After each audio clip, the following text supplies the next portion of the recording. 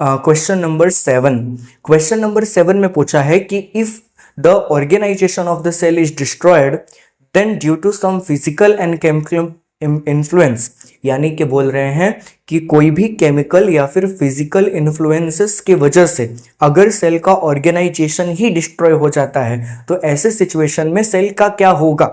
Okay तो हम इसके आंसर्स को पॉइंट वाइज देखते हैं।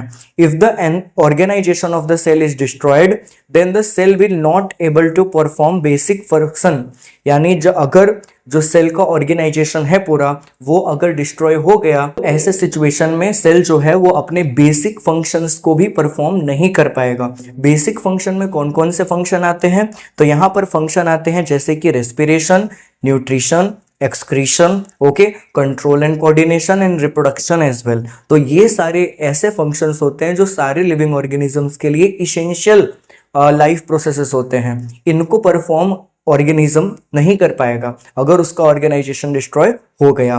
तो सबसे पहली चीज आपको देखने को मिलेगी that is the organelle dysfunction, यानी जो सेल के ऑर्गेनल्स हैं दे विल स्टॉप वर्किंग। अगर वो काम करना बंद कर देंगे तो क्या होगा। Damage in a cell organelle can halt their specific function such as ribosome damage leading to the cessation of the protein synthesis, यानी ऐसा बोल रहे हैं कि अगर सेल के ऑर्गेनल्स डिस्ट्रॉय हो गए तो वो ऑर्गेनल अपना फंक्शन करना बंद कर देंगे। फॉर एग्जाम्पल अगर हम राइबोसोम को डिस्ट्रॉय कर दें, अगर सेल के ऑर्गेनाइजेशन में राइबोसोम डिस्ट्रॉय हो गया तो राइबोसोम का जो काम है that is the synthesize of the protein वो नहीं हो पाएगा बच्चों। अगर प्रोटीन सिंथेसाइज नहीं हो पाएगा तो सेल का स्ट्रक्चरल डेवलपमेंट ही नहीं हो सकता। तो सेल के स्ट्रक्चरल डेवलपमेंट के लिए राइबोसोम का होना जरूरी है। ओके नेक्स्ट चीज जो होगी वो है मेम्ब्रेन डैमेज। सेल के ऑर्गेनाइजेशन के डैमेज होने के वजह से सेल का जो मेम्ब्रेन है वो भी डैमेज हो सकता है। उससे क्या होगा, it can damage the cell membrane leading to the leakage of the cellular content, यानी सेल के अंदर में जो इंपॉर्टेंट मटेरियल होते हैं जो सेल के जिंदा रहने के लिए बहुत जरूरी है, फॉर एग्जांपल ग्लूकोज है, विटामिन है, मिनरल्स है, वो सेल के लिए जरूरी है।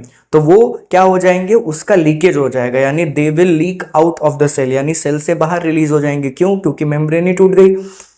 Potentially damaging the neighbouring cell, और वो आसपास के सेल को भी डिस्ट्रॉय करेंगे। क्यों, क्योंकि ये जो मटेरियल है वो कई बार टॉक्सिक मटेरियल भी हो सकते हैं नेबरिंग सेल के लिए।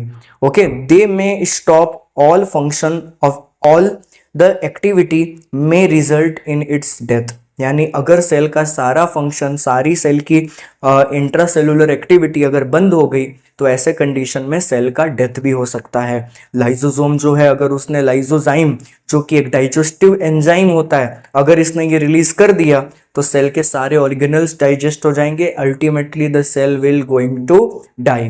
तो क्या आंसर लिखना है आपको कि अगर सेल का ऑर्गेनाइजेशन डिस्ट्रॉय हो गया तो सेल की डेथ भी हो सकती है। ओके